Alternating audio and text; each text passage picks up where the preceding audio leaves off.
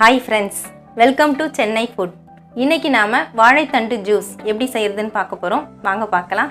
வாழைத்தண்டு ஜூஸ் பண்றதுக்காக நான் ஒரு 1/2 அடி நீளத்துக்கு வாழைத்தண்டு எடுத்துர்க்கேன். அதை பொடியா இந்த மாதிரி கட் பண்ணி எடுத்துர்க்கேன். அதில இருக்கிற நார்லாம் நம்ம கட் பண்ணும் பொழுதே எடுத்துறணும்.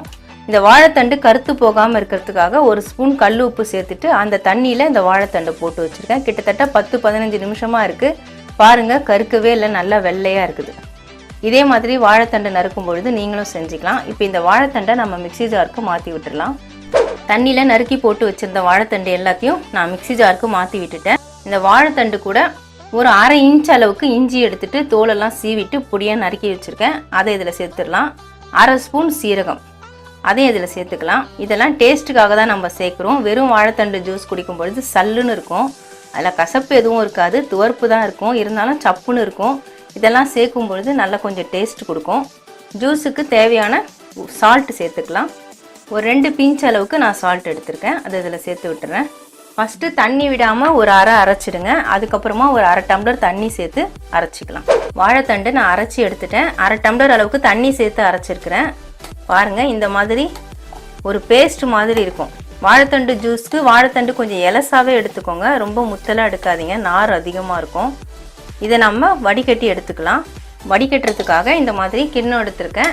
இந்த மாதிரி ஒரு கரண்டி எடுத்துக்கோங்க. கொஞ்சம் பெரிய ஹோல்ஸ் இருக்கிற நெட் இருக்கிறதா நீங்கள் எடுத்துக்கோங்க, ஈஸியாக இருக்கும் வடிகட்டுறதுக்கு. இதில் சேர்த்துட்டு வடிகட்டிக்கலாம். வாழைத்தண்டு ஜூஸை நான் நல்லா வடிகட்டி எடுத்துட்டேன். பாருங்கள், இந்த அளவுக்கு தான் நமக்கு வேஸ்டேஜ் வந்திருக்கு. இதில் எதுவுமே கிடையாது, நல்லா பிழிஞ்சு எடுத்தாச்சு. இந்த சக்கையை நம்ம எடுத்து போட்டுடலாம். இதுலேயே கொஞ்சம் லெமன் ஜூஸை நம்ம வடிகட்டிக்கலாம். நான் ஒரு சின்ன லெமனை ஜூஸ் எடுத்து வச்சுருக்கேன், அதையும் இதில் வடிகட்டிக்கலாம்.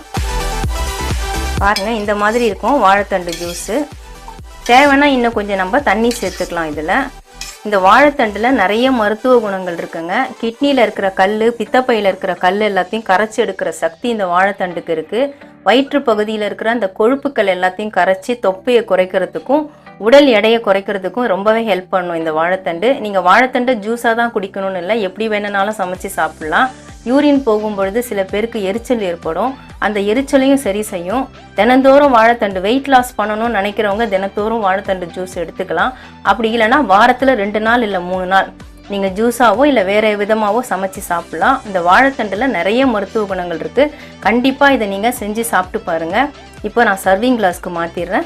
வாழைத்தண்டு ஜூஸை நான் சர்விங் கிளாஸ்க்கு மாற்றிட்டேன். ஒருத்தர் குடிக்கிற அளவுக்கு தான் நான் வாழைத்தண்டு ஜூஸ் ரெடி பண்ணியிருக்கேன். உங்களுக்கு எவ்வளோ வேணுமோ நீங்கள் அவ்வளோ ரெடி பண்ணிக்கோங்க. கண்டிப்பாக நீங்கள் ட்ரை பண்ணி பாருங்கள்.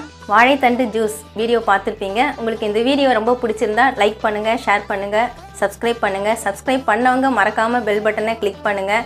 இந்த வீடியோவில் ஏதாவது டவுட்ஸ் இருந்தால் கமெண்ட்ஸில் கேளுங்க. நன்றி, வணக்கம்.